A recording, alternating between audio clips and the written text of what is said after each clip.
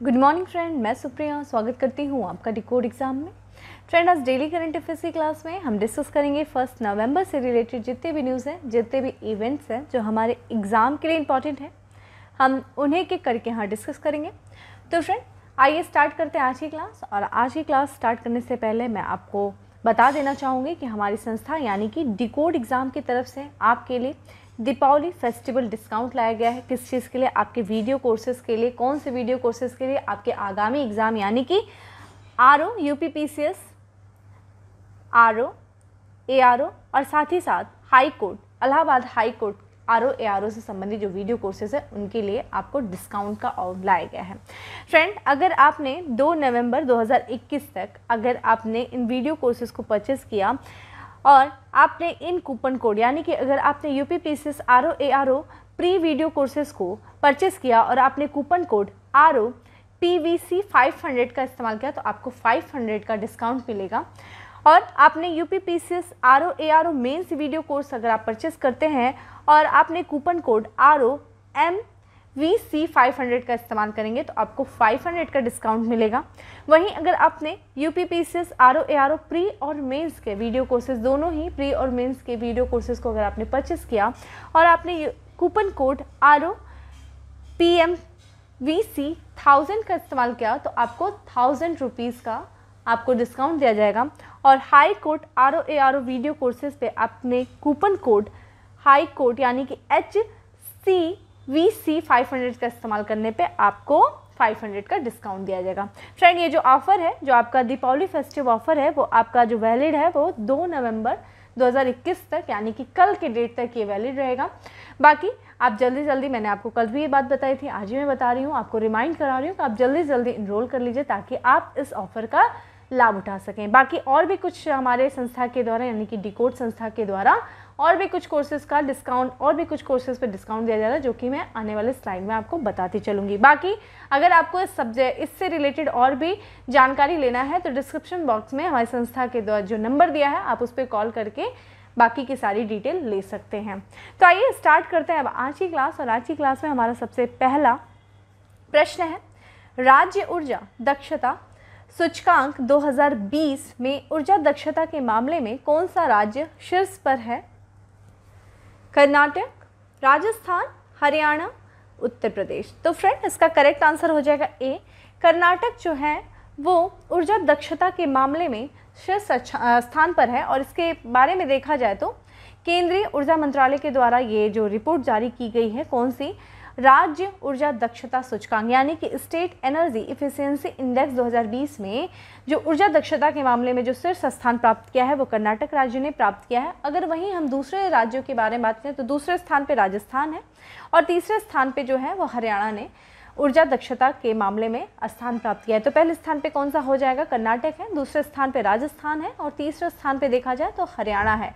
ये रिपोर्ट कौन सी है? ये रिपोर्ट है ऊर्जा दक्षता, राज्य ऊर्जा दक्षता सूचकांक, जो कि किसके द्वारा जारी किया गया है? वो जारी किया गया है केंद्रीय ऊर्जा मंत्रालय के द्वारा। ठीक है, इसके बारे में बात करें, इस रिपोर्ट के बारे में, ये रिपोर्ट जो है बनाई किसके द्वारा गई है? स्टेट एनर्जी एफिशिएंसी इंडेक्स जो है वो ब्यूरो ऑफ एनर्जी एफिशिएंट और alliance for an energy efficient economy के द्वारा जो है विकसित किया गया है। फ्रेंड, यहाँ से भी प्रश्न आया है, इसके बारे में हम अभी आपको थोड़ा सा बता देना चाहेंगे कि ब्यूरो ऑफ एनर्जी एफिशिएंसी के बारे में, लेकिन उसके पहले इस रिपोर्ट के बारे में देख ले। तो जो आपका स्टेट एनर्जी एफिशिएंसी इंडेक्स है उसमें राज्यों को देखिए 4 श्रेणी में वो बांटा गया है। एक आपका फ्रंट रनर है, दूसरा अचीवर है, तीसरा कंटेंडर है और चौथा आपका एस्पिरेंट है। ठीक है, तो इसमें देखा जाए तो राज्यों को 30 अंकों के नीचे स्कोर के साथ ही एस्पिरेंट के 4 श्रेणियों में जो है वो 30 से 50 के बीच में स्कोर के साथ देखा जाए तो दावेदार, और अगर 50 से 60 के स्कोर के साथ वो अचीवर है, और अगर 60 से अधिक अंक उनको प्राप्त हुए हैं तो वो क्या है? फ्रंट रनर जो है। इस आधार पे उनका मूल्यांकन किया गया है। तो 4 आधारों पे उनका मूल्यांकन किया गया है, 4 श्रेणियों के आधार पे। ठीक है, बात करें इसमें किन राज्यों ने थोड़ा सुधार किया है तो इसमें देखा जाए असम है, आंध्र प्रदेश, कर्नाटक, महाराष्ट्र, पंजाब, राजस्थान और तमिलनाडु जैसे जो 7 राज्यों ने अपने स्कोर में 7 अंकों से अधिक का सुधार किया है पिछले वर्ष की तुलना में। और अगर वहीं हम बात करें तो फ्रेंड यहाँ पे जो कर्नाटक की हम बात करें जो कि शीर्ष स्थान प्राप्त किया है वो 70 अंकों के साथ जो है वो शीर्ष स्थान पर है। ठीक है, वहीं राजस्थान जो कि दूसरे स्थान पर है वो देखा जाए तो 61, ठीक है, स्कोर के साथ 61 स्कोर जो है उसका, और जो कि इसने बहुत ही ज़्यादा इंप्रूव किया क्योंकि इसकी पिछले वर्ष की तुलना में इसका 18.5 था राजस्थान का, इससे 61 जो है इसने इस बार स्कोर प्राप्त किया है। हरियाणा जो कि तीसरे स्थान पे है उसका 59.5 स्कोर है, ये पिछले वर्ष के भी इसी स्कोर पे था, 59.9 पे ही था। वहीं चौथे स्थान पे देखा जाए तो महाराष्ट्र है, ठीक है, ध्यान रखिएगा कितने अंकों के साथ है, वो 57.5 अंकों के साथ है, ठीक है। तो शीर्ष स्थान पे जो कर्नाटक, उसको कितने स्कोर मिले हैं, वो मिले हैं 70 स्कोर मिले हैं। थोड़ा सा हम इसके बारे में देख लेते हैं, ब्यूरो ऑफ एनर्जी एफिशिएंसी के बारे में। तो ये एफिशिएंसी के बारे में, तो ये भारत सरकार के विद्युत मंत्रालय के अंतर्गत ये स्थापित किया गया है। इसकी स्थापना फ्रेंड देखिए 2002 में हुई थी। किस अधिनियम के द्वारा हुई थी, ऊर्जा संरक्षण अधिनियम, ध्यान रखिएगा यहाँ पे लिख लीजिए, ऊर्जा संरक्षण अधिनियम 2001 के तहत इसकी स्थापना की गई थी। 2002 में किया गया था। मुख्यालय फ्रेंड बी का जो है वो मुख्यालय है आपका नई दिल्ली, ठीक है, नई दिल्ली इसका मुख्यालय है। और इसके महानिदेशक वर्तमान में देखा जाए तो अभय बकरे, ठीक है, अभय बकरे जो है वो बी के महानिदेशक हैं इस समय, ठीक है। और ये प्रश्न आ चुका है बी के बारे में, इसलिए मैंने थोड़ा सा आपको इसके बारे में जानकारी दी है। आइए अगले प्रश्न पे चलते हैं। हमारा अगला प्रश्न है कि निम्नलिखित में से किस मंत्रालय द्वारा मुख्यमंत्री घसियारी कल्याण योजना का शुभारंभ किया गया? वित्त मंत्रालय, गृह मंत्रालय, जनजातीय मंत्रालय, सामाजिक कल्याण मंत्रालय। तो करेक्ट आंसर इज बी, गृह मंत्रालय के द्वारा मुख्यमंत्री घसियारी कल्याण योजना का शुभारंभ किया गया है। आइए इसके बारे में थोड़ा सा देखते हैं कि केंद्रीय गृह मंत्री आपके अमित शाह हैं, इन्होंने फ्रेंड देहरादून में, ठीक है, मुख्यमंत्री घसियारी कल्याण योजना का शुभारंभ किया है। ध्यान रखिएगा। अब इस योजना का उद्देश्य देख लेते हैं। ये फ्रेंड जो दूर दराज के क्षेत्रों में, यानी कि जो पहाड़ी क्षेत्रों में जो रहते हैं लोग, तो पहाड़ी क्षेत्रों में रहने वाले राज्य की 3 लाख से अधिक ग्रामीण महिलाओं का बोझ खत्म करेंगे। अब कैसे ग्रामीण महिलाओं का भाई बोझ खत्म करेंगे कि इस योजना के तहत वो क्या करेंगे कि जो दरवाजे पर पैक्ड साइलेज यानी कि सुरक्षित हरा चारा उपलब्ध कराया जाएगा। तो फ्रेंड इसमें जो पहाड़ी क्षेत्रों में जो आबादी रहती है, वहाँ पे जो महिलाएं रहती हैं, वो क्या करती हैं, उनको चारा जो होता है, उनके घर में जो पशु रहते हैं, जो गाय रहती हैं, जो कोई पशु रहते हैं, उनको चारे के लिए दूर दराज के क्षेत्रों में जाना पड़ता है, बड़ा ही संघर्ष करना पड़ता है। तो इस चीज़ को ध्यान में रखते हुए सरकार के द्वारा मुख्यमंत्री घसियारी कल्याण योजना शुभारंभ किया गया, जिसके अंतर्गत क्या किया जाएगा कि वहाँ की जो महिलाओं को चारा लेने के लिए दूर दराज के क्षेत्रों में जाने की जरूरत नहीं है, उससे उनको पूरी तरीके से मुक्ति दिला दिया जाएगा। कैसे दिला दिया जाएगा कि जो उनके घरों तक ना पैक्ड एक पैकेट बंद जो है वो सुरक्षित चारा जो है वो उपलब्ध कराया जाएगा, ठीक है, इसी के तहत, यानी कि दरवाजे पर उनके चारा उपलब्ध कराया जाएगा, उनके पशुओं को चारा उपलब्ध कराया जाएगा। तो इससे देखिए उनके पशुओं को पौष्टिक चारा भी मिलेगा, ठीक है, जो दुग्ध पशु होंगे, जो दुधारू पशु होंगे, उनसे उनका काफ़ी स्वास्थ्य अच्छा रहेगा, तो इनसे उनकी आय का भी स्रोत अच्छा बन सकेगा। तो इसी को ध्यान में रखते हुए तो देखा जाए इसके अंतर्गत 50% सब्सिडी पर 2 रुपये प्रति किलो के हिसाब से किसानों को पशु आहार दिया जाएगा। इस प्रकार वैज्ञानिक तरीके से चारे में पशुओं का स्वास्थ्य अच्छा होने के साथ साथ पशुओं की दूध देने की क्षमता में भी बढ़ोतरी होगी, तो उनका स्वास्थ्य भी अच्छा होगा, दूध देने की बढ़ोतरी होगी उनकी, तो इससे उनके आय का एक स्रोत खुलेगा, ठीक है। देखते होंगे जो वाले होते हैं दूध बेचते हैं, इससे उनके एक आय का स्रोत बनेगा, ठीक है। तो ये सारी चीज़ों को ध्यान में रखते हुए जो दूर दराज के क्षेत्रों में, जो पहाड़ी क्षेत्रों में जो महिलाएं रहती हैं, उनके स्वास्थ्य को, उनका भी एक तरीके से उनके लिए भी काफ़ी ज़्यादा फायदा रहेगा, क्योंकि उनके भी हेल्थ पे काफ़ी ज़्यादा इम्पैक्ट पड़ता है, निगेटिव इम्पैक्ट, जब वो दूर दराज के क्षेत्रों में एक चारे की खोज के लिए जाती हैं। तो एक तरफ उनका भी स्वास्थ्य अच्छा होगा और उनके एक आय का भी स्रोत खुलेगा। दूसरा, अगर पौष्टिक आहार उनके जानवरों को दिया जाएगा तो इससे भी उनके भी स्वास्थ्य पे काफ़ी ज़्यादा सकारात्मक प्रभाव पड़ेगा। चलिए आते हैं अगले प्रश्न पे। हमारा अगला प्रश्न स्टार्ट करें उसके पहले मैं आपको फिर से रिमाइंड कराऊंगी फ्रेंड हमारे दीपावली फेस्टिव ऑफर के बारे में, जो कि हमारे UPPCS RO ARO test series से संबंधित है। फ्रेंड अगर आपने यूपीपीसीएस आरओ एआरओ का टेस्ट सीरीज 2 नवंबर 2021 से पहले परचेज किया या 2 नवंबर तक कराया तो आपको दीपावली फेस्टिव ऑफर दिया जाएगा, जिसके अंतर्गत अगर आपने ये कूपन यानी कि आरओ PTS 300 का इस्तेमाल किया तो आपको 300 का डिस्काउंट मिलेगा आपके कौन से कोर्स पे, UPPCS RO ARO test series पे। बाकी मैंने आपको बताया कि आपको और डिटेल लेनी है तो जो डिस्क्रिप्शन बॉक्स में जो नंबर दिया है, जो फ़ोन नंबर व्हाट्सएप नंबर दिया है, उस पर आप कॉल करके सारी डिटेल ले सकते हैं, ठीक है। आइए प्रश्नों पे आते हैं। प्रश्न पे हमारा नेक्स्ट प्रश्न है कि आवास और शहरी मामलों के मंत्रालय के द्वारा किस शहर को सर्वश्रेष्ठ सार्वजनिक परिवहन पुरस्कार से सम्मानित किया गया? इंदौर, लखनऊ, सूरत, चेन्नई। देखिए इस बार बाजी मारता है कौन? सूरत, ठीक है। किस मामले में? सर्वश्रेष्ठ सार्वजनिक परिवहन के मामले में, ठीक है, किस मंत्रालय के द्वारा सम्मानित किया गया है? आवास और शहरी मामलों के मंत्रालय के द्वारा किया गया है। आइए इसके बारे में देखते हैं। तो आवास और शहरी मामलों के मंत्रालय के द्वारा सूरत को बेहतरीन सार्वजनिक परिवहन के लिए सम्मानित किया गया। तो ठीक है, तो सर्वश्रेष्ठ सार्वजनिक परिवहन प्रणाली में जो सर्वश्रेष्ठ पुरस्कार प्राप्त किया, किसने प्राप्त किया? सूरत ने। अगर बात करें दिल्ली, तो फ्रेंड जो दिल्ली है, दिल्ली को शाहजहानाबाद, ध्यान रखिएगा, शाहजहानाबाद पुनर्विकास निगम की जो पुनर्विकास परियोजना है उसके लिए सर्वश्रेष्ठ गैर मोटर चालित मोटर प्रणाली शहर पुरस्कार दिया गया। ठीक है, तो चांदनी चौक पुनर्विकास परियोजना के लिए सर्वश्रेष्ठ गैर मोटर चालित परिवहन प्रणाली वाले शहर का पुरस्कार दिया गया। अन्य की बात करें तो कोच्चि को देखा जाए सबसे संवहनीय परिवहन प्रणाली के लिए सम्मानित किया गया। ध्यान रखिएगा, यहाँ से प्रश्न बिल्कुल पूछा जा सकता है। ठीक है, कोच्चि को, ठीक है। वहीं पे बात करें दिल्ली मेट्रो को, तो दिल्ली मेट्रो की बात करें तो यहाँ पे सर्वश्रेष्ठ यात्री सेवाओं और संतुष्टि के लिए मेट्रो रेल को सम्मानित किया गया है, दिल्ली मेट्रो को। और इंदौर में सबसे अधिक नमोनिवेशी वित्तीय व्यवस्था अपनाने के लिए इसको सम्मानित किया गया, इंदौर को। ठीक है, तो यहाँ पे सूरत को किसके लिए किया गया है? सर्वश्रेष्ठ सार्वजनिक परिवहन के लिए। सारी चीज़ें ध्यान रखिएगा, कंफ्यूज कर सकता है प्रश्नों को। ठीक है, अगला बढ़ते हैं। अगला है कि किस संस्था ने हाल ही में the changing wealth of nation 2021 report जारी की है? WHO के द्वारा, नाबार्ड के द्वारा, IMF के द्वारा या फिर वर्ल्ड बैंक के द्वारा? Correct answer is D, world bank के द्वारा the changing wealth of nation 2021 report जारी की गई। फ्रेंड आज के अगर हम प्रश्नों की बात करें तो आज जो हमारा प्रश्न है, अगर हम उसकी बात करें तो आज हम बहुत ज़्यादा रिपोर्ट के बारे में चर्चा करें, क्योंकि इधर रिसेंटली रिपोर्ट काफ़ी ज़्यादा आ रही है और अब जब वर्ष का अंत होता है तो बहुत सारी संस्थाओं के द्वारा रिपोर्ट को जारी किया जाता है। इसलिए आपको इधर जो है आने वाले इवन MCQs में आपको ज़्यादा से ज़्यादा रिपोर्ट पढ़ने को मिलेगा और ये रिपोर्ट काफ़ी ज़्यादा अपने आप में इंपॉर्टेंट हो जाती है, ना सिर्फ PT के लिए, इवन आपके मेंस के लिए। अगर आपको अपने मेंस राइटिंग को काफ़ी रिच बनाना है तो ऐसे रिपोर्ट को अगर आप वहाँ पे मेंशन करोगे ना तो आपका आंसर काफ़ी ज़्यादा प्रभावित होता है। ठीक है, काफ़ी ज़्यादा अट्रैक्टिव होता है, राइट। तो इन रिपोर्ट्स को कहीं पे मेंशन कर लिया करो, नोट डाउन कर लिया करो, टाइम टू टाइम अपने आंसर राइटिंग में भी उनको लिखा करो। ठीक है, चलो अब आते हैं the changing wealth of nation report 2021 पे आते हैं, जो कि वर्ल्ड बैंक के द्वारा जारी किया गया है। तो इसके बारे में अगर पढ़ें तो विश्व बैंक के द्वारा इस रिपोर्ट को जारी किया गया है, changing wealth of the nation 2021 managing assets for the future report, यानी कि जो आपके पास एसेट्स है उसको किस तरीके से अपने भविष्य के लिए आप मैनेज करते हैं, इससे संबंधित ये रिपोर्ट जारी की गई है। और इस रिपोर्ट में देखिए क्या बताया गया, बड़ी ही इंपॉर्टेंट रिपोर्ट है ये। ठीक है, इसके बारे में थोड़ा समझने की कोशिश करिएगा। इस रिपोर्ट में बताया गया है कि जो वायु प्रदूषण के कारण दक्षिण एशिया को मानव पूंजी पर दुनिया के सबसे अधिक नुकसान हुआ है। ठीक है, तो देखिए अगर हम लोग बात करें तो विश्व वायु गुणवत्ता रिपोर्ट आई थी। ठीक है, पढ़ाई होगा आप लोगों ने, चूँकि मैंने तो अभी 2 महीने पहले से स्टार्ट किया आपका करंट अफेयर, लेकिन ये काफ़ी पहले रिपोर्ट आई थी। विश्व वायु गुणवत्ता रिपोर्ट जो आई थी मार्च वगैरह में आई थी। उस रिपोर्ट में देखिए क्या बताया गया था कि दुनिया का जो सबसे ज़्यादा प्रदूषित शहर है कोई नहीं, वो हमारा दिल्ली है। ठीक है, जो कि दक्षिण एशिया में आता है।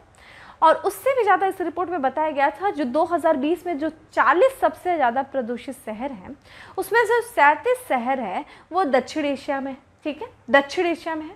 ठीक है, उसकी वजह से इस वायु प्रदूषण की, जो कि इतना वायु प्रदूषण का स्तर इतना ख़राब है कि उसके वजह से जो 2020 में जो मौतें हुई हैं उसकी वजह से 13 से लेकर के 22% मौतें जो हैं इन वायु प्रदूषण की वजह से हुई हैं। ठीक है, अब देखिए मौतें हो रही हैं यानी कि आपके पास मानव पूंजी की कमी हो रही है। ठीक है, देखिए अगर वायु प्रदूषण है तो आपके स्वास्थ्य पर नकारात्मक प्रभाव पड़ेगा। ठीक है, आप हेल्दी नहीं रहोगे और जब आप स्वस्थ नहीं रहोगे तो आपकी प्रोडक्टिविटी पे, आपके काम पर उसका प्रभाव पड़ेगा। ठीक है, अब बीमार व्यक्ति कैसे काम करेगा, नहीं कर पाएगा। तो उससे क्या होगा, जब आपके नेशन में ज़्यादा से ज़्यादा लोग बीमार पड़े रहेंगे और जब वो काम नहीं कर पाएंगे, उनकी प्रोडक्टिविटी डाउन होगी, तो एक वेल्थ के यानी कि एक नेशन के वेल्थ को काफ़ी ज़्यादा नकारात्मक प्रभाव पड़ेगा।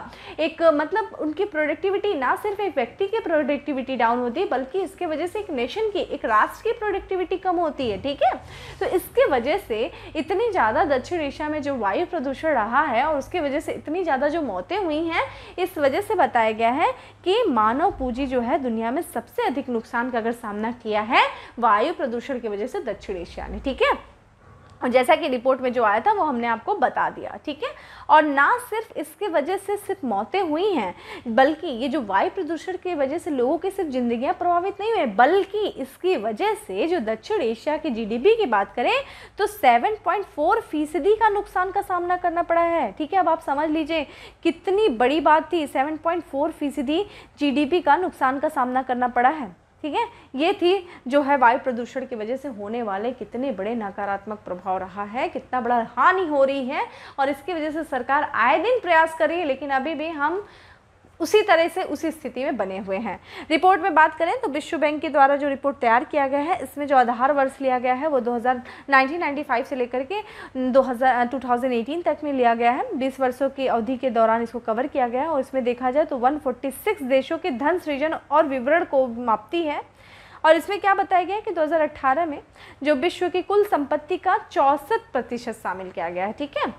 और इस रिपोर्ट के अनुसार जो बात करें मानव पूंजी क्या है, तो एक व्यक्ति के जीवन भर की कमाई के रूप में इसे परिभाषित किया। मानव पूंजी जो एक व्यक्ति अपने पूरे जीवन के दौरान कमाता है वही मानव पूंजी है। और अगर उसकी मृत्यु ही पहले हो जाए, ठीक है, एक औसत उम्र होती है और अपने उम्र से मतलब एक निर्धारित आयु से पहले अगर किसी व्यक्ति की मृत्यु हो जाए तो पूंजी का तो लॉस होना ही है।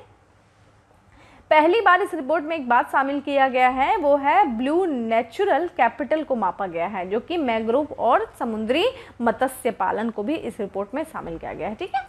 चलिए अब आगे बढ़ते हैं। आगे हमारा कि हाल ही में किस देश ने एक्स जेंडर मार्कर के साथ पहला पासपोर्ट जारी किया? Japan, America, Singapore, France. तो फ्रेंड इसका करेक्ट आंसर हो जाएगा बी, अमेरिका ने एक्स जेंडर मार्कर के साथ पहला पासपोर्ट जारी किया है। और इसके बारे में देखें तो अमेरिका ने एक्स जेंडर मार्कर के साथ पहला पासपोर्ट जारी किया है। ये पासपोर्ट क्या है? ये उन लोगों के अधिकारों की पहचान का मूल पत्थर है जिनकी पहचान पुरुष या महिला के रूप में नहीं की जाती है। मतलब वो व्यक्ति जो न पुरुष है न महिला है, ऐसे लोगों के लिए जो एक्स मार्कर का जो पासपोर्ट जारी किया गया है वो अमेरिका के द्वारा किया गया है।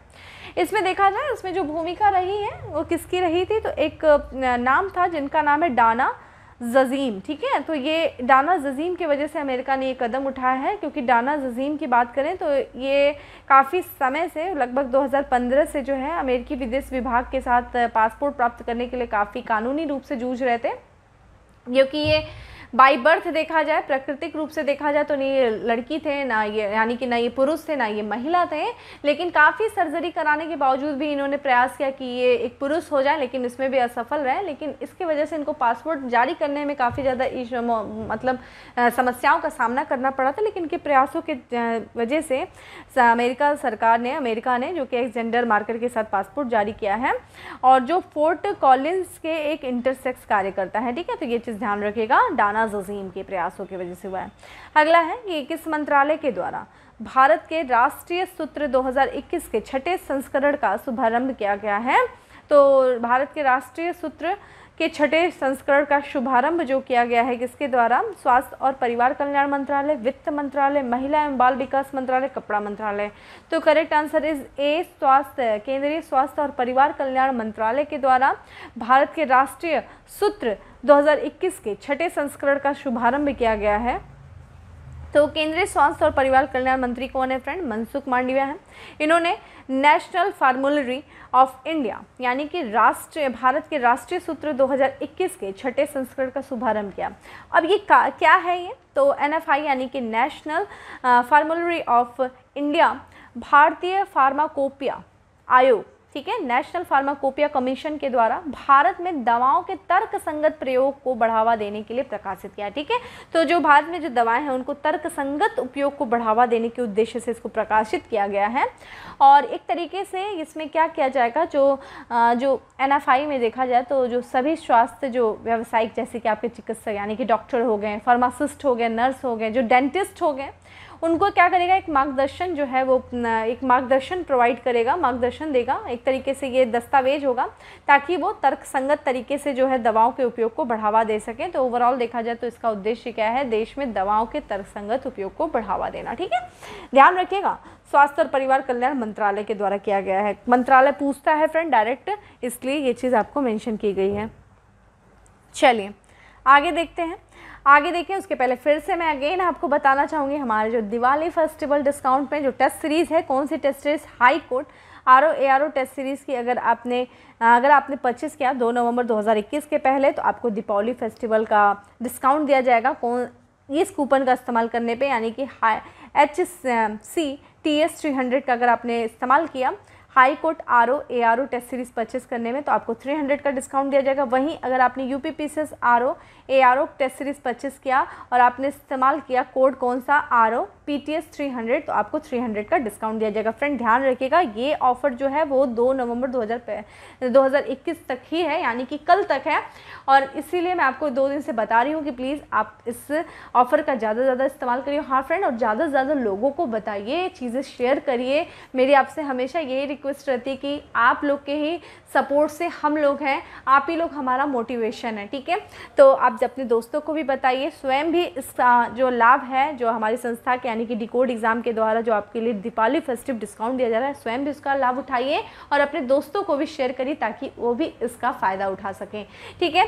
चलिए अब आते हैं नेक्स्ट प्रश्न में कि किस देश के द्वारा दुनिया का सबसे बड़ा hydrogen fuel cell power plant का उद्घाटन किया गया? चीन, जापान, दक्षिण कोरिया या रूस? तो करेक्ट आंसर है सी, दक्षिण कोरिया के द्वारा दुनिया का सबसे बड़ा hydrogen fuel cell power plant का उद्घाटन किया गया। तो दक्षिण कोरिया ने किया है दुनिया का सबसे बड़ा hydrogen fuel cell power plant का उद्घाटन किया है। और यहाँ पे देखा जाए तो शिनचियन बिड्रीम फ्यूल सेल फॉर प्लांट का उद्घाटन इंचियोन के से ओंगू के कोरिया सदर्न पावर के शिनचियन बिड्रीम मुख्यालय में किया गया। और ये जो निर्माण कार्य फ्रेंड 2017 से चालू था, इसमें देखा जाए तो और इसकी जो क्षमता है इसमें 78 मेगावाट की इसकी क्षमता है, और किसकी, hydrogen fuel cell power plant की, जो कि दुनिया का सबसे बड़ा है। दक्षिण कोरिया ने इसका उद्घाटन किया, ठीक है। अगले प्रश्नों पे चलते हैं कि किस राज्य में देश का सबसे बड़ा एरोमिक गार्डन का उद्घाटन किया गया? एरोमिक अरोमा से बना है, ठीक है। उत्तर प्रदेश, अरुणाचल प्रदेश, हिमाचल प्रदेश, उत्तराखंड। तो correct answer is D, Uttarakhand में किया गया है एरोमिक गार्डन का उद्घाटन। और इसके बारे में देखें तो उत्तराखंड के नैनीताल जिले में भारत का सबसे बड़ा सुगंधित उद्यान देखा जाए तो एरोमेटिक गार्डन का उद्घाटन किया गया है, ठीक है, दुनिया का सबसे बड़ा सुगंधित उद्यान। और ये किसके द्वारा किया गया है? तो उत्तराखंड वन विभाग की जो अनुसंधान शाखा है नैनीताल जिले के लाल कुआं में भारत के सबसे बड़े सुगंधित उद्घाटन जो है उद्यान का उद्घाटन किया गया है। और ये देखा जाए कितने क्षेत्र में ये स्थापित है, तो ये क्षेत्र जो है 3 एकड़ से अधिक क्षेत्र में स्थापित है। और इस उद्यान में देखा जाए तो पूरे भारत की जितनी सुगंधित प्रजातियों के 140 विभिन्न प्रजातियां जो है यहाँ पे शामिल हैं। चलिए आज के 9वें प्रश्न पे चलते हैं, बहुत इंपॉर्टेंट है कि हाल ही में चर्चा में रहा प्रोबा 1 मिनी सैटेलाइट को किस स्पेस एजेंसी के द्वारा लॉन्च किया गया? नासा, जाक्सा, इसरो या फिर ESA यानी कि यूरोपियन स्पेस एजेंसी? तो correct answer is D, European space agency के द्वारा प्रोग्राम देखा जाए तो प्रोबा 1 मिनी सैटेलाइट को लॉन्च किया गया। आइए इसके बारे में देखते हैं। तो प्रोबा 1 मिनी सैटेलाइट को यूरोपीय अंतरिक्ष एजेंसी के ने 2 दशक पहले 27 अक्टूबर को कक्षा में लॉन्च किया था, यानी कि आज 20 वर्ष इसने अपने कार्य को पूरा किया है। 20 वर्ष से ये सेवारत है। कौन सी? प्रोबा 1, ठीक है, प्रोबा 1 मिनी सैटेलाइट, ठीक है, यूरोपीय अंतरिक्ष एजेंसी के द्वारा। और इसने अभी 20 साल पूरे किए हैं, इसी कारण से यह चर्चा में है। और इस एजेंसी का ये सबसे, यानी कि कौन सी एजेंसी का? यूरोपीय अंतरिक्ष एजेंसी का सबसे पुराना सेवा पृथ्वी अवलोकन मिशन है, ठीक है, ये पृथ्वी का अवलोकन कर रहा है ये मिशन।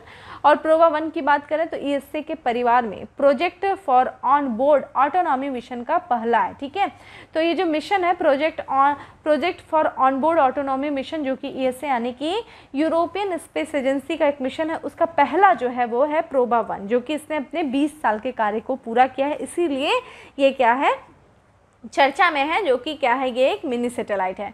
इसके बारे में देखा जाए तो ये प्रारंभ में जो ये सैटेलाइट थी वो क्या करती थी, प्रौद्योगिकी प्रदर्शन उपग्रह था, लेकिन बाद में ये पृथ्वी अवलोकन मिशन बन गया। ये देखिए ये ऐसा है जो आपके होटल वगैरह में फ्रिज होती है ना, उसी के साइज का ये है, ठीक है, यही है आपका प्रोबा 1, ठीक है, प्रोबा 1 ये आपका सैटेलाइट है। चलिए आइए आज के आखिरी प्रश्न पे चलते हैं। काफ़ी इंपॉर्टेंट प्रश्न है ये कि हाल ही में यानी कि टाइम्स हायर एजुकेशन की रेपुटेशन रैंकिंग में सर्वोच्च रैंक वाला भारतीय संस्थान कौन सा है? JNU, BHU या फिर DU यानी कि दिल्ली यूनिवर्सिटी। तो करेक्ट आंसर इज ए, यानी कि Indian institute of science Bengaluru जो है वो सर्वोच्च स्थान प्राप्त किया भारतीय संस्थानों में। ठीक है, इसमें ओवरऑल रैंकिंग में पहले स्थान पे नहीं है, बल्कि इसमें देखा जाए तो भारत के संस्था में चूँकि 4 संस्थाओं को शामिल किया गया, उसमें जो सर्वोच्च स्थान है वो Indian institute of science Bengaluru है। कौन से? टाइम्स हायर एजुकेशन के जो विश्व प्रतिष्ठित रैंकिंग में, रेपुटेशन रैंकिंग में सर्वोच्च स्थान है इंडियन का। तो वैश्विक शीर्ष 100 सूची में आकर भारतीय विज्ञान संस्थान बेंगलुरु टाइम्स हायर एजुकेशन के नवीनतम रेपुटेशन रैंकिंग में सर्वोच्च रैंक वाला भारतीय संस्थान है।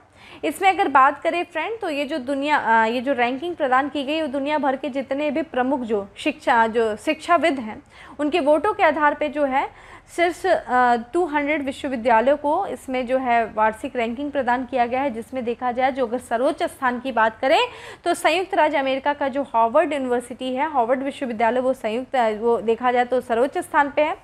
रैंकिंग देखा जाए तो 10,963 अनुभवी प्रकाशित शिक्षाविद की राय के आधार पर दुनिया के शीर्ष 200 सबसे प्रतिष्ठित विश्वविद्यालय की सूचीबद्ध करती है। ठीक है, तो ये देख लीजिए रैंकिंग है। अगर हम टॉप की बात करें तो सबसे जो सर्वोच्च रैंकिंग में देखा जाए तो हार्वर्ड यूनिवर्सिटी यूएस का, दूसरे रैंकिंग पे यूएस की है। मैसाचुसेट्स जो है प्रौद्योगिकी संस्थान है वो यूएसए का है। वहीं देखा जाए तीसरा जो है यूनिवर्सिटी ऑफ ऑक्सफोर्ड जो है यूके यानी कि यूनाइटेड किंगडम। और लास्ट जो 10वें नंबर पे चाइना की यूनिवर्सिटी है सिंगुआ यूनिवर्सिटी। ठीक है, भारत के देखा जाए 4 यूनिवर्सिटी को इसमें शामिल किया गया है, जिसमें जो अंडर 100 में अगर किसी ने रैंक हासिल किया है तो 91वें रैंक पे है। कौन सी? भारत विज्ञान संस्थान बेंगलुरु यानी कि इंडियन इंस्टीट्यूट ऑफ साइंस। और वहीं देखा जाए तो 126वें पे है। 150 में अगर देखा जाए तो 126वें पे कौन है? आपका IIT बॉम्बे है। और 200 में देखा जाए तो IIT दिल्ली, IIT मद्रास जो है सेम रैंकिंग जो है प्राप्त की है। तो ये आपका लिस्ट था। ठीक है, चलिए तो इस तरीके से हमने आज 10 MCQs को सॉल्व किया। अब आ जाते हैं फैक्ट्स ऑफ द डे में, जो कि फैक्ट्स ऑफ द डे काफ़ी ज़्यादा इंपॉर्टेंट है। तो देखा जाए डेनमार्क ओपन, पहला जो हमारा फैक्ट्स ऑफ द डे है कि डेनमार्क ओपन बैडमिंटन चैंपियनशिप 2021 पुरुष और महिला एकल खिताब जीतने वाले कौन से हैं? तो अगर पुरुष एकल खिताब जीता है वो विक्टर एक्सेलसेन ने जीता है। कहाँ के थे? ये डेनमार्क के थे। और वहीं महिला एकल खिताब जीतने वाले डेनमार्क ओपन बैडमिंटन चैंपियनशिप 2021 में जापान की हैं अकाने यामागुची। ठीक है, ICC match T20 world cup ranking में शीर्ष स्थान पर कौन सा देश रहा है? इंग्लैंड रहा है। Association of mutual fund in India के अध्यक्ष नियुक्त हुए हैं बाला सुब्रमण्यम। ठीक है, बाला सुब्रमण्यम जो है association of mutual fund in India के अध्यक्ष नियुक्त हुए हैं। अगले हैं भारत के सर्वाधिक फिल्म अनुकूल राज्य का अवार्ड जो प्राप्त किया, किसने प्राप्त किया? सिक्किम ने प्राप्त किया है। सर्वाधिक टिकाऊ परिवहन प्रणाली में देखा जाए शहर पुरस्कार चेन्नई ने प्राप्त किया। देखिए सब हम लोगों ने चर्चा किया था, बाकी क्या था इसमें देखा जाए किसके किसके बारे में बात किया, हम लोगों ने पहले ही बात किया। यहाँ पे सर्वाधिक जो है टिकाऊ परिवहन प्रणाली में चेन्नई है। श्रमिकों को रियायती दरों पर बिजली के दोपहिए वाहन उपलब्ध कराने के लिए गो ग्रीन योजना जो है बिजली के दोपहिए वाहनों को रियायती दरों पर उपलब्ध कराने की योजना है। ये शुरू किया गया है गुजरात सरकार के द्वारा। ठीक है, और 67वें राष्ट्रीय फिल्म पुरस्कार 2021 में सर्वश्रेष्ठ अभिनेता का जो खिताब मिला है वो मिला मनोज वाजपेयी और धनुष को। और आप मुझे कमेंट बॉक्स में बताएंगे कि 67वें राष्ट्रीय फिल्म पुरस्कार में सर्वश्रेष्ठ अभिनेत्री का पुरस्कार किसे मिला है। ठीक है, अमेरिका में राष्ट्रीय औषधि नियंत्रण के नीति निदेशक बनाए गए हैं, राहुल गुप्ता को बनाया गया है। और अंत में चलते हैं और सबसे अंत में देखा जाए तो T20 इंटरनेशनल क्रिकेट में जो सबसे तेज 100 विकेट लेने वाले दुनिया के पहले खिलाड़ी बने हैं राशिद खान, अफगानिस्तान के 53 मैचों में। तो इन्होंने 100 विकेट लेने वाले दुनिया के पहले खिलाड़ी बने हैं। सबसे तेज 100 विकेट इन्होंने लिया राशिद खान ने T20 इंटरनेशनल में। वहीं बात करें ब्रुनेई में भारत के नए उच्चायुक्त नियुक्त किए गए हैं वरिष्ठ राजनयिक अमिताभ डिमरी को। ठीक है, अमिताभ डिमरी जो है वो ब्रुनेई के नए उच्चायुक्त जो आपके भारत के नए उच्चायुक्त नियुक्त किए गए हैं। राष्ट्रीय एकता दिवस मनाया गया यानी कि नेशनल यूनिटी डे मनाया गया है, 31 अक्टूबर को मनाया गया। आप हमें कमेंट बॉक्स में बनाएंगे कि किसकी स्मृति में राष्ट्रीय एकता दिवस जो है वो मनाया जाता है। ठीक है, ये थे हमारे फैक्ट्स ऑफ द डे। अब आ जाइए उत्तर प्रदेश स्पेशल में। सबसे पहले उत्तर प्रदेश स्पेशल में देखा जाए तो हाल ही में देश की सबसे हल्की और मजबूत बुलेट प्रूफ जैकेट बनाई गई है, किसमें? कानपुर में। ठीक है फ्रेंड, ये थोड़ा सा रिवीजन सेशन है उत्तर प्रदेश स्पेशल का। ठीक है, ये पहले भी हम लोगों ने चर्चा किया है, इसको थोड़ा सा रिवीजन कर रहे हैं। हाल ही में ब्रेन बेस्ड इंटेलिजेंस टेस्ट किसकी सहायता से बनाया गया? IIT कानपुर की सहायता से बनाया गया है। अगला है, कोरोना से अनाथ हुए बच्चों के लिए बाल सेवा शुरू करने वाला राज्य कौन सा है? यह है उत्तर प्रदेश है। देश का पहला भारतीय विरासत संस्था स्थापित किया जाएगा नोएडा में। भारत की सबसे बड़ी 3 GWH लिथियम आयन बैटरी जो है बैटरी फैक्ट्री स्थापित की योजना बनाई जा रही है, वो ग्रेटर नोएडा में बनाई जा रही है। ठीक है, और एंड में हम आपको फिर से आपको याद दिलाना चाहेंगे कि दीपावली फेस्टिव ऑफर है। अगर आपने जो आपका इलाहाबाद हाई कोर्ट का अगर आपने RO का टेस्ट सीरीज़ 2 नवंबर 2021 तक खरीदते हैं तो आपको दीपावली फेस्टिवल ऑफर दिया जाएगा, डिस्काउंट दिया जाएगा। अगर आपने ये कोड इस्तेमाल किया HCTS300, इस कूपन को इस्तेमाल करने के बाद आपको 300 का डिस्काउंट दिया जाएगा। किस कोर्स पे? अगर आपने इलाहाबाद हाई कोर्ट RO का टेस्ट सीरीज़ परचेज़ किया। कब तक किया? 2 नवंबर तक, यानी कि कल तक अगर आपने इसको परचेज़ कर लिया तो आप इस हमारी संस्था यानी कि डिकोड एग्जाम के द्वारा जो आपको दीपावली फेस्टिवल ऑफर दिया जा रहा है उसका आपको लाभ मिलेगा। ठीक है, और मैं बार बार कह रही हूँ ज़्यादा से ज़्यादा शेयर करिए, ज़्यादा से ज़्यादा लोगों को जोड़िए। फ्रेंड, आप ही लोग से हम लोग हैं, आप लोग के सपोर्ट से ही हमें एक तरीके से मोटिवेशन मिलता है, आप लोग के सपोर्ट से हम हैं। ठीक है, बाकी सेशन अच्छा लगा हो तो लाइक करना नहीं भूलें। फ्रेंड, जैसा कि डेली जो हम लोग करंट अफेयर डिस्कस करते हैं, मैं आपको बता देती हूँ कि जो डेली करंट अफेयर्स का जो PDF है वो आपको टेलीग्राम ग्रुप डिकोड एग्ज़ाम पे, ठीक है, डिकोड एग्ज़ाम पे जाइए, टेलीग्राम ग्रुप में उसको ज्वाइन करिए और वहाँ पे आपको डेली जो करंट अफेयर्स हम डिस्कस कर रहे हैं उसकी PDF वहाँ आपको मिल जाएगी। वहाँ से आप आपको डाउनलोड कर सकते हैं और क्विक रिवीजन के लिए आपके लिए काफ़ी ज़्यादा फ़ायदेमंद होगा। चूँकि आपके एग्ज़ाम बैक टू बैक लगे हुए हैं इसलिए आपके लिए काफ़ी ज़्यादा इंपॉर्टेंट हो जाता है। बाकी दोस्तों रही बात आपके जो एग्ज़ाम्स की, 5 दिसंबर को आपका RO का एग्ज़ाम होने वाला है और इलाहाबाद हाई कोर्ट का जो एग्ज़ाम की अभी डेट नहीं आई है, जल्दी उसका नोटिफिकेशन जारी कर दिया जाएगा, आपको जल्दी इन्फॉर्म किया जाएगा। लेकिन आप अपनी तैयारी में कमी नहीं करिए, अपनी तैयारी जोर शोर से करिए। और फ्रेंड, जितनी तैयारी कर रहे हैं उससे ज़्यादा आप टेस्ट सीरीज़ दीजिए। टेस्ट सीरीज़ सबसे ज़्यादा इंपॉर्टेंट होता है, प्रैक्टिस करिए। ठीक है, और हमारी संस्था के द्वारा जो टेस्ट सीरीज़ आपके लिए लॉन्च किया गया है उसको ज्वाइन करिए, आपको बहुत ज़्यादा फ़ायदा होगा। ठीक है, बाकी अगर आपको कोई डाउट है तो कमेंट बॉक्स में अपने डाउट को लिखिए, आपके डाउट को देखा जाएगा, जितना भी होगा चीज़ें आपकी सॉल्व की जाएगी। और सेशन अच्छा लगा हो तो लाइक करना नहीं भूलें, ज़्यादा से ज़्यादा शेयर करें। ठीक है फ्रेंड, फिर मिलते हैं अपने नेक्स्ट सेशन में, तब तक के लिए bye, have a good day, stay safe and stay happy.